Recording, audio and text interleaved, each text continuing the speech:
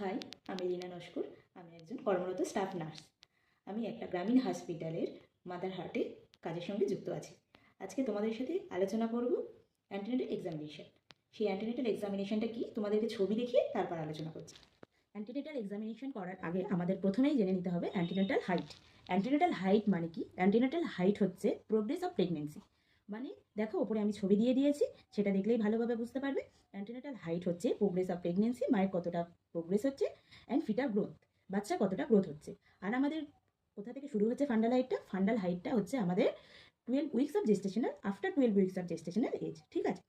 তাহলে আমাদের সবসময় একটা কথা মনে রাখতে হবে, আমাদের আম্বিলিকাসে 24 উইকস হয়। ঠিক আছে?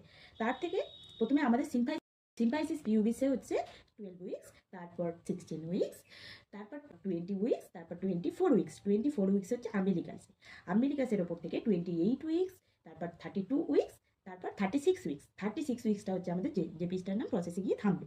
তারপরে ফের রিটার্ন হবে 40 উইকসে।